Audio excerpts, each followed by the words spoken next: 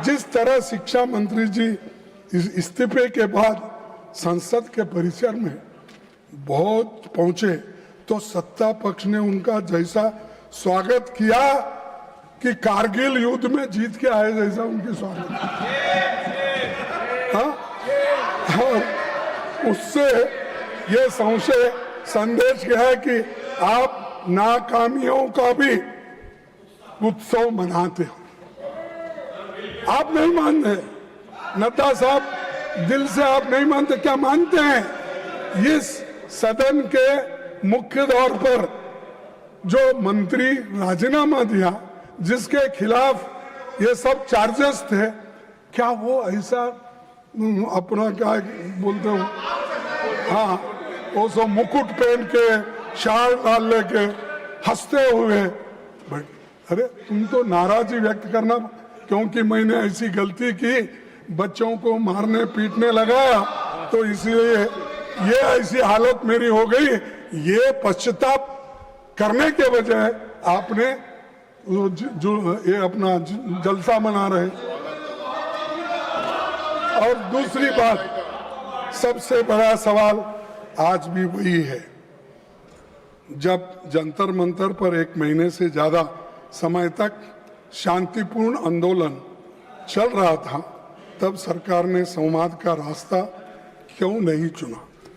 एक मंत्री के इस्तीफे के शिक्षा व्यवस्था नहीं बदल दी, यानी एक मंत्री को इस्तीफा देता है उससे पूरे व्यवस्था, शिक्षा की व्यवस्था बदलती, ऐसा मैं तो नहीं मानता।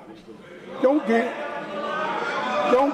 वो एक कारण, लेकिन इसको अगर आपकी सिस्टम वही रहेगी, आपका प्रयास वही रहेगा, तो निश्चित रूप से आप इसको सुधार नहीं सकेंगे।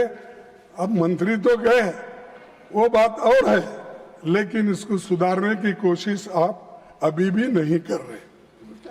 सर, उल्टा हमेशा उनकी आदत है, हम जो बोलते हैं उसका उल्टा करना। अगर इंस्टीट्यूशंस वही रहेंगे, एनटीए वैसी ही रहेगी, एग्जामिनेशन सिस्टम नहीं बदलेगा और जवाबदेही तय नहीं होगी, तो कुछ महीनों के बाद फिर कोई नया पेपर लीक होगा और हम फिर इसी सदन में यही बहस हम लोग करते रहेंगे। क्योंकि पेपर लीक के बारे में आपने जो बिल रखा वो एक तरफ है, लेकिन इसको रोकने के लिए क्या करें वो इम्पोर्टेंट था, लेकिन आप सिर्फ लोगों को आपको रोकना है। सर, सभापति जी, सरकार की नाकामी के सबसे ताजा मिसाल नीट यूजी 2026 है, जिसमें 22 लाख से अधिक छात्र बैठे थे। पेपर लीक हुआ, परीक्षा रद्द करनी पड़ी और बाद में पता चला कि परीक्षा से लगभग 15 दिन पहले बाजार में पेपर गुम रहा था। जांच में पता चला कि शिक्षा तंत्र में घुसा एक संगठित नेटवर्क नासिक, सीकर, दिल्ली, जम्मू कश्मीर, बिहार, केरला और उत्तराखंड तक ये फैला हुआ था। गिरोह खुलेआम काम कर रहा था, पर सरकार सोई हुई थी। क्या आपके पास इंटेलिजेंस नहीं है? क्या आपके पास आईबी नहीं है?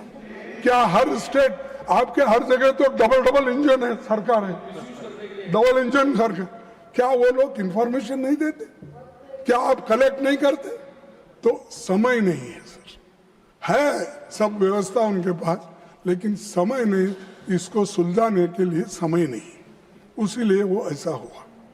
मैं पूछता हूं कि आपकी केंद्र और राज्य की खुफिया एजेंसी क्या कर रही थी, तो उसका जवाब उनके पास नहीं है। सभापति जी, ये कोई पहली नाकामी नहीं है। 2015 से लेकर 16, 21, 24 और 2026 तक नीट बार बार पेपर लीक और गंभीर गड़बड़ियों के आरोपों से घिरता रहा। हर बार मोदी की गारंटी फेल होते गई। हमेशा बोलते रहे मैं देख लूंगा, इस बार नहीं होने दूंगा, कड़ी से कड़ी सजा मिलेगी। कहां है कड़ी से कड़ी सजा? तो कड़ी तो टूट गई, लेकिन सजा किसको भी मिलेगी? सर, आज सरकार फास्ट ट्रैक कोर्ट्स की और स्पीडी इन्वेस्टिगेशन की बातें करती है, लेकिन उसका अपना रिकॉर्ड क्या है?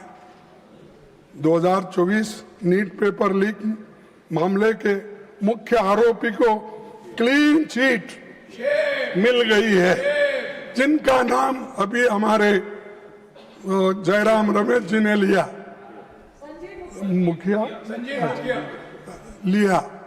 तो क्या किया साहब? उसको नाम मालूम है, जो आदमी किया वो भी मालूम है, डालना उसको पार्टी भी मालूम है। हाँ, पहले तो बोलते थे छोटी मोटी चीज को अगर डी नोटिफिकेशन, क्या है वो,